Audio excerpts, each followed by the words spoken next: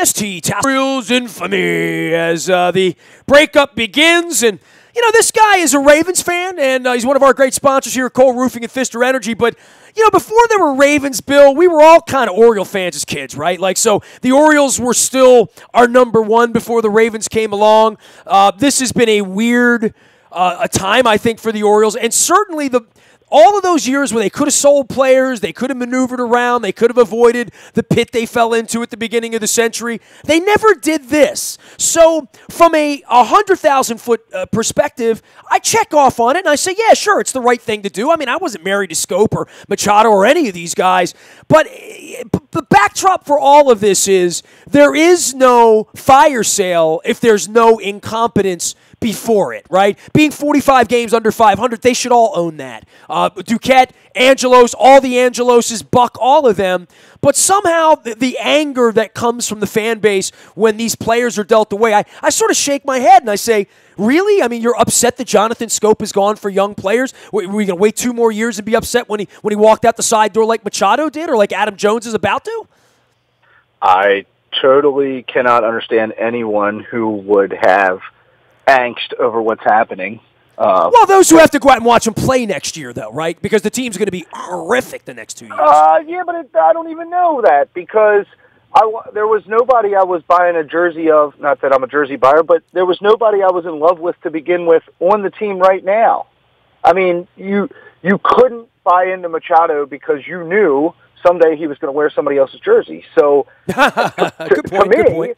Unlike Ray Lewis this week, where we sort of knew him and John were sticking around. Right. I think that it's a breath of fresh air. I think it shows action. It shows some decision making. Not that I'm talking about it a lot, but I was like, yeah, I didn't know whether Scope would go because I thought maybe they would keep a piece. But, yeah, there is no... Well, to keep him, you have to pay him. You know, if you want to keep Jonathan Scope, you got to go give him $80 million right now and say stick around for 6 more years. The way they did for Adam Jones, the way they did for Markakis the first time around. And I guess when they approached him, it was, his agents telling him, I'm going to go to the end. I'm going to come out of this hitting .313 1 year and go get $130 million in the market. And look, and even with Adam Jones saying, sort of the way he said it late into the night, I've earned my right, all that stuff. How about saying stuff like, I like it here, my wife's here, my family's here, I'm going to stay here till the end of the year, and I hope to stay here in the future.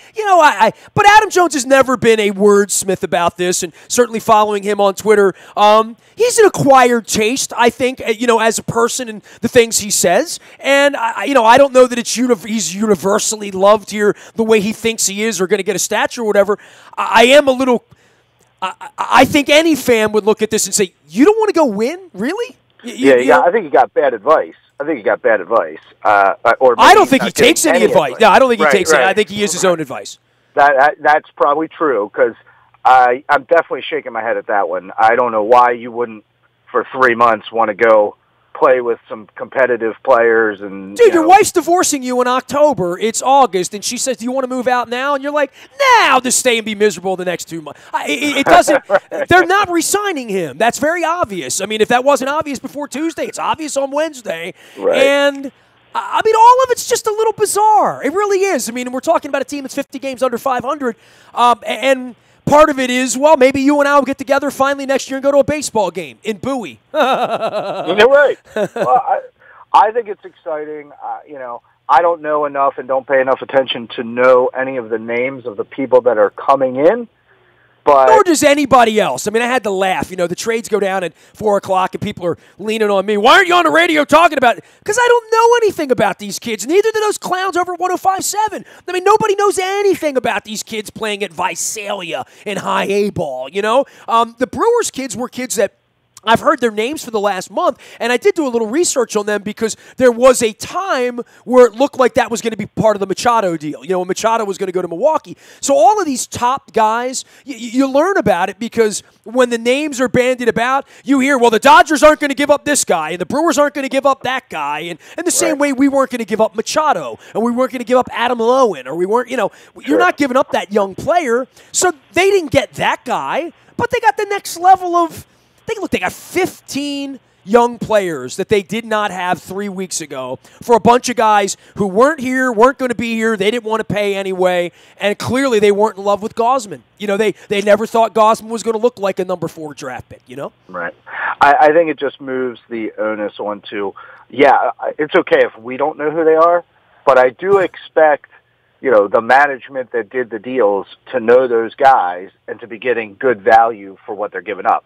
I will concede that value is questionable when it's clear you're dumping and you're kind of willing to take anything at this point and you're trying to get good deals, but you really don't have any leverage. So I'm not going to be totally shocked if we got nothing out of this, but the only conversation is, remember when we sucked and we did that Glenn Davis type of deal, except that there's no Glenn Davis, so it'll never be as bad as that, right? You didn't trade the future for a player, alleged good player that turned out to be nothing.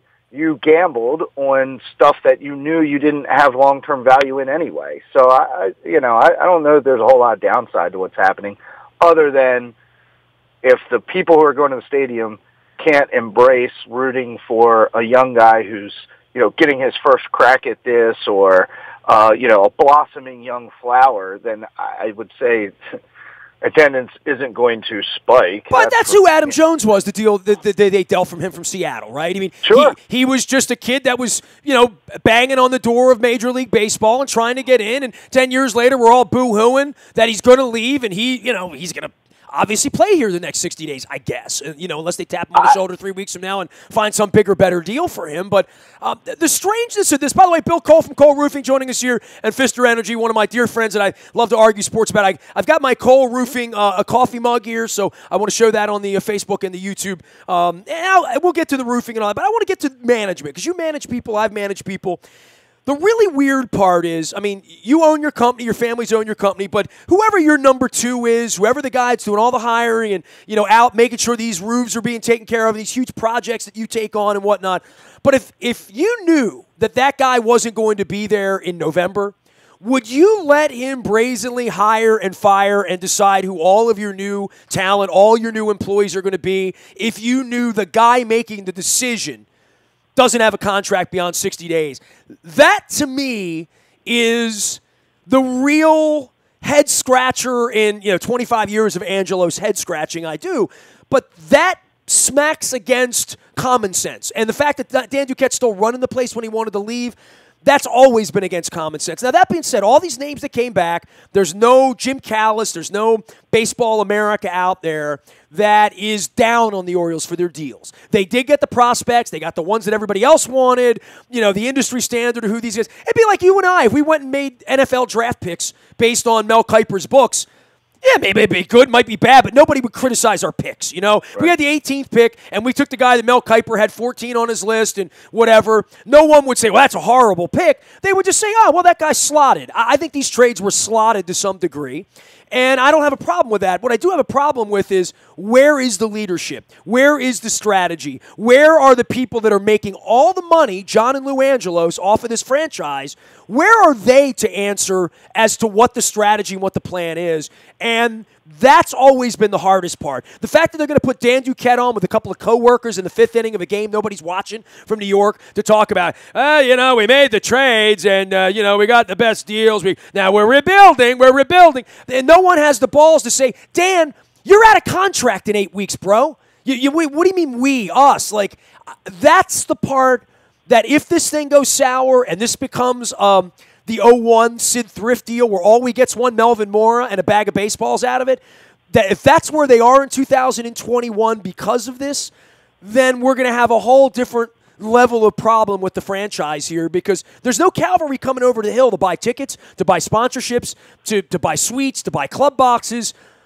That doesn't exist for this franchise. So they're going to be really strapped in a lot of ways the next couple of years to find reasons to get people to the ballpark at full price. I have to assume that the manager change has been in play for, call it 12 months, and no decision could be made, no great people could be sought or found. So at this point, the only possible alternative is to fire sale everyone and load up on names and players so that whoever you eventually put in there has a pool of people to utilize, whether they trade again to get some other players or start to build from. It's almost like a clean sweep because there is no person to rely on for strategy.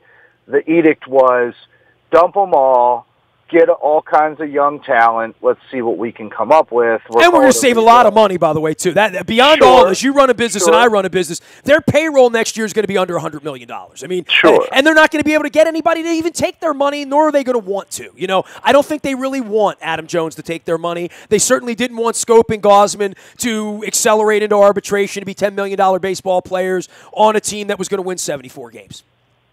Right, and I think if you would have made the managerial moves first, then you might have seen Scope and Gosman hang around, right? If somebody fair enough, okay, plotted it out and said, well, we really just need to get better here, here, here, and here, and I think we can do that with this, this, and this.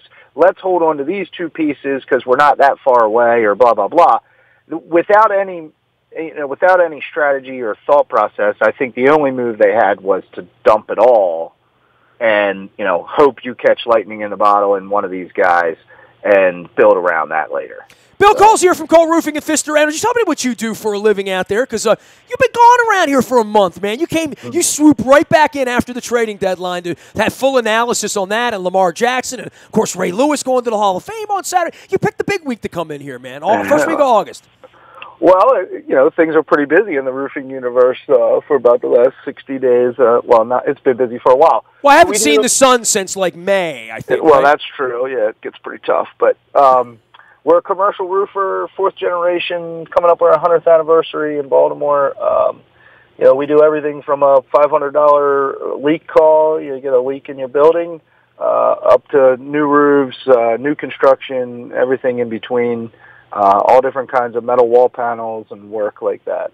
Including taking nice phone calls from me and helping my friends at Be More Humane last week, where they had a little tragedy up there with the dogs and the cats, and you know how much I love my animals. So everybody's got a roof. I'm learning that about you. Like when people have roof problems, I call you first, and everyone has – it's like teeth. Everyone has a roof, right?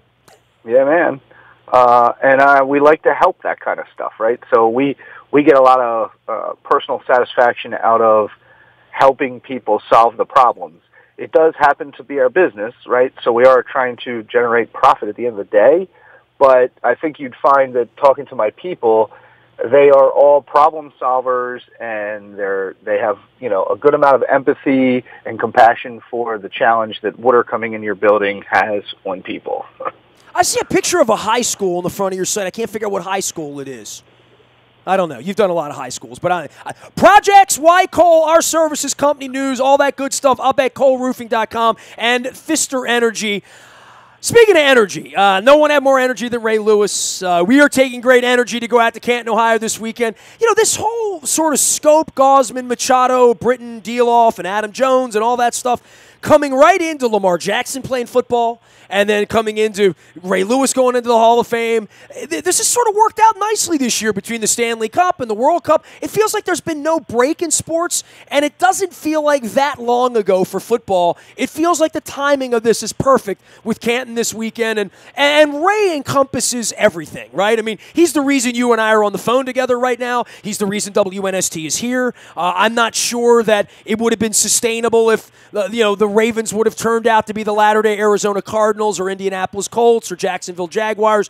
I think the community really does owe a debt of gratitude to Ray for what he represented in bringing people together and championships, because there's nothing in our collective, other than the birth of your children, your marriages, your vacation, whatever. Everyone in this community has an association with Ray Lewis and those championships because it meant something to everyone here twice. It really did. I think it's a really interesting phenomena of the world we live in, because you're totally right. The trajectory of the town changed because of a football player, right? A guy who went out on Sunday and did it the way you wanted it to be done. what he did from Monday to Saturday is less consequential, and maybe we don't spend a lot of time worrying about that or talking about that. But on Sunday, you could count on that guy bringing it and lifting everyone up around him so that they all played better than they would have otherwise. And I think everybody, that touched the Ravens for during his time can speak to that and appreciated that. And to your point, I agree. I think we have to try and figure out a way to celebrate that as best we can. Well, we'll all do that, and I'm sure the speech will keep children awake after 11 o'clock on Saturday night, right? I don't know that I've ever really looked forward to a speech. I'm really interested to see what he's going to say. And I was never a guy running around ready to let the dogs out and hearing what he said, even in the locker room, because a lot of what he said was not measured. And I know Joe Flacco pointed it out at one point, including in my book. A lot of it doesn't even make any sense, what he would say down on the field, But I have a feeling it'll be a sensible, heartfelt, emotional, energetic speech on Saturday that'll speak to me in some way. Now that I've lost my mom and I have tons of pictures of my mom wearing a Ray Lewis jersey and all that stuff, that I think all of us are going to feel a little bit of that if we watch on Saturday night. And we should. You should allow yourself to be a little open emotionally about all of it, I think. Yeah, I just hope it's not overly managed. Part of the Ray Lewis is that he does say things that don't entirely make a ton of sense, right? And part of Ray Lewis is he makes me want to stand up and jump up and down and scream my head off for no for no really good reason. So part of it is the fact that he turned coming into the stadium into a pro wrestling style entrance. That is part of who it is. And if he gets up there and he, gives me the typical what time is it? Yeah, well, I'm okay with some of that stuff because I think that's sort of truly what he represents. Right? Well, it's sort of like Andrew Dice Clay playing the hits, right? Or Ric Flair going, woo! If he doesn't do it, it's going to be less than a party. You have to embrace what it is that you created that is the Ray Lewis persona. And I'm totally okay if he transitions and talks about, the next chapter in his life and the things that he wants to accomplish now that he's done football and, how being in the Hall of Fame is going to help that stuff. I'm okay with all of that. I don't want him to forget why everybody loves him and understand that his on-the-field leadership and his, ability to energize 75,000 people on a third and short, that is who you are, man. So, live that, love that. And, you can mix in a lot of the other stuff, but I hope it's not too measured of a speech. Well, he's had a long time to write it, right? So, the heartfelt part of it, and I don't know if he's going to rehearse it or not. I don't know what to expect. I guess that's why we're all going out to Ohio in the middle of the night, as well as Rock and Roll Hall of Fame and Lamar Jackson, and we've waited a long time for this, and I think Ed Reed will wind up going back. I think Ozzie will wind up going back in again in a couple of years. Suggs down the line as well. There's going to be 3 more trips, out there over the course of time before it's all over with, But this is a special one, I think, and based on, the interest level we have in the buses we're taking out there, a lot of folks are really looking forward to this and sort of circled it years ago. So I hope it lives up to the expectation. I'm sure it will. I know one thing, the jacket will fit. And I hope the bus looks good. I hope the bus looks like him. Right. Yeah, you can count on most of that, I think. Bill Cole's here. You can find him out of Fister Energy as well as Cole Roofing. They're one of our great sponsors. He gave me a beautiful coffee mug that I drink my Royal Farms Kona blend out of each and every morning. You can find him out at Cole Roofing and Fister Energy, and each and every week we'll have him back here next week chatting some more sports. We're getting up on football season. It's your time of the year, so I'm sure we'll be chatting week after week. Always good to see you. Keep up the tan and the good work there of staying away from me for the summer, but it's football season. You're all mine now, Cole. I appreciate you, man. Thanks for having me. Bill Cole, Cole Roofing and Fister Energy, talking some baseball and some football. Our pal there. You can find me out in the buyatoyota.com audio vault 24 hours a day from anywhere in the world on your mobile device by downloading the TuneIn Radio app. We do come in crystal clear from anywhere in the world. The morning newspaper ships to your email inbox at 7 a.m. every morning. It's all brought to you by Planet Fitness, where it's still $10 a month to get in the best shape of your life, and it's purple. as well as our friends at the Maryland Jockey Club and Laurel, where they're racing this weekend. The entries are on the front of WNST.net, as well as in the morning newspaper each and every morning. If there's any more breaking news, if Adam Jones changes his mind, you'll get it first on the WNST text service. That is all brought to you by Coons Ford of Security Boulevard. Dennis will be here on Thursday getting you ready for the Ray Lewis, getting you ready for Lamar Jackson's debut, number 8 running around out against the fourth string of the Chicago Bears on Thursday night. I'll do a lot of things, but I can't lie to you. Preseason football sucks. But this will suck less. So for that, we're all appreciative. Nasty at WNST.net finds me if you want to go to Nashville with us for my 50th birthday. That trip is on sale. We're locking down Ray Lewis, although I can make some room for you on Saturday. Toss me an email. I'm on Facebook, Twitter, LinkedIn, Snapchat, Instagram, anywhere the internet travels. I'm Nestor. We are WNST.net, AM 1570 and WNST, Tassel, Baltimore, and we never stop talking Baltimore sports.